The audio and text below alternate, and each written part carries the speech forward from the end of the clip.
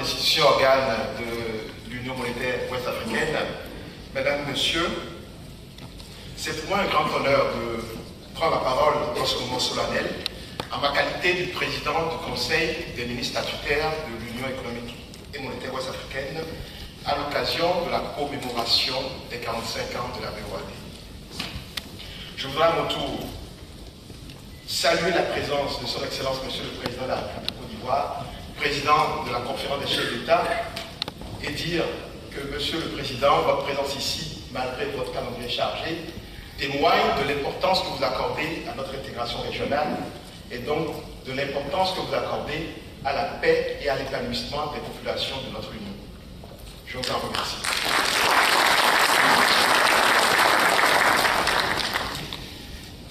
Mesdames, Messieurs, je voudrais, à la suite de tout ce que nous venons d'entendre, porter un message en 2 points.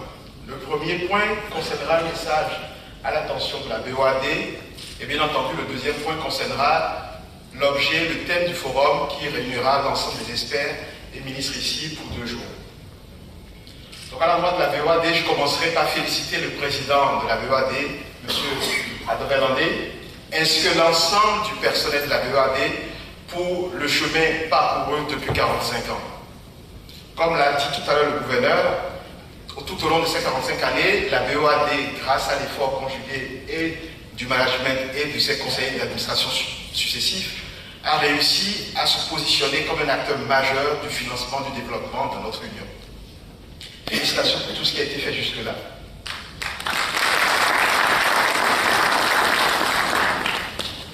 Le président de la BOAD a tout à l'heure indiqué un certain nombre de défis auxquels la banque devra faire face dans les prochaines années. Je voudrais ici mettre l'accent sur un de ces défis. C'est celui d'augmenter les fonds propres de la BOAD ainsi que sa capacité à avoir accès à des financements à des taux bas pour financer plus à des taux plus bas pour l'ensemble des pays. Alors, le management de la banque et l'ensemble des responsables et administrateurs ont depuis plusieurs années pris d'importantes initiatives dans ce sens. La notation, comme on l'a vu tout à l'heure, BAA1 et BBB, respectivement par les agences Moody's et Fitch, témoignent des efforts d'assainissement des finances de la banque et de tous les efforts pour améliorer la gouvernance de la BOAD. Depuis 2015, cette notation qui a positionné la BOAD comme un des acteurs crédibles en Afrique a été maintenue en 2016 et 2017. Et je pense maintenant, pour les 5 prochaines années, il conviendrait de faire l'effort de passer un quart au-dessus, de monter d'un cran cette notation pour avoir la capacité d'avoir accès à plus de financement à des coûts bas. Je pense que vous avez les capacités, j'en suis d'ailleurs sûr, certains, que vous avez les capacités d'y arriver. Et donc, je compte beaucoup sur vous. L'autre élément, de façon concrète, quand on parle d'augmenter les capacités donc, de la BOAD à avoir accès à plus de financement des coûts bas, c'est d'utiliser de l'innovation, des instruments nouveaux. Le gouverneur l'a dit tout à l'heure, et je voudrais de façon concrète dire qu'aujourd'hui, il est possible d'utiliser les lignes de crédit que nous avons auprès de la Banque mondiale, notamment les crédits régionaux IDA, pour mobiliser auprès des institutions internationales des financements sur des durées de 30 ans à des coûts inférieurs à 10%.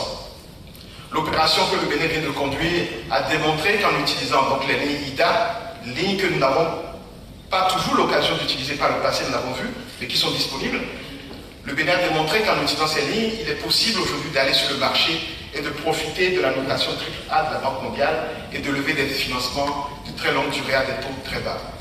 Je pense que la BOAD pourrait partir sur ce chemin, puisque aujourd'hui, le chemin est ouvert et que nous avons démontré qu'il est possible aujourd'hui d'utiliser ces lignes IDA pour pouvoir apporter des crédits de longue durée à des taux plus bas.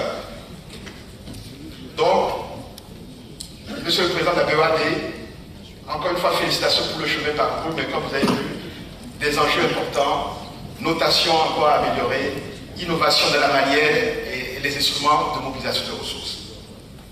Le deuxième point de mon intervention concernera donc le sujet de ce forum, les énergies renouvelables. Alors je suis totalement incompétent pour en parler, Donc le seul point que je voudrais signaler ici, c'est que en matière de financement, de façon générale et tout particulièrement des énergies renouvelables, je voudrais exhorter la BEAD à mettre l'accent sur des projets qui accordent une importance aux contenus locaux, comme on dit le local content, c'est-à-dire inciter nos différents États à veiller à ce que des projets qui seront financés par la BEAD accordent une importance, transfert de compétences et à la recherche et développement. Transfert de compétences en matière de maintenance des équipements et installations, car c'est ça qui permettra la durabilité à moindre coût de ces installations. Transfert de compétences et développement de la recherche et développement, parce que dans le secteur de l'énergie renouvelable, les évolutions vont encore même plus vite que dans les nouvelles technologies. En 2016, je me souviens, quand nous avons démarré, le nouveau gouvernement a commencé au Bénin, nous avons passé beaucoup de temps avec son excellence, Monsieur le ministre de l'énergie du Bénin.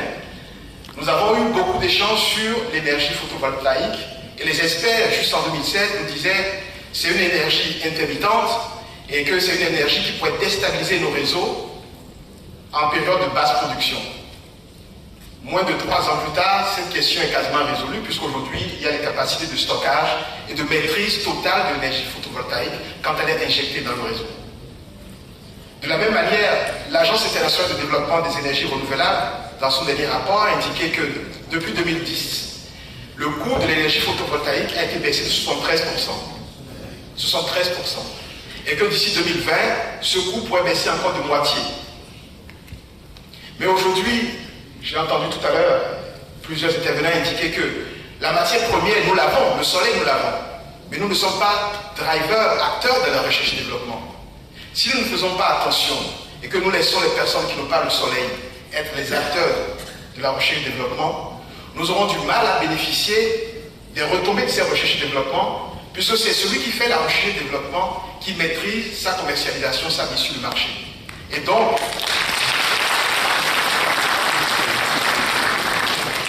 mettre l'accent sur ces financements qui privilégient donc le contenu local, la recherche et développement. Je terminerai, comme mes prédécesseurs, Monsieur le Président de la BEAD, en vous félicitant et en souhaitant encore une fois joyeux anniversaire à la BEAD.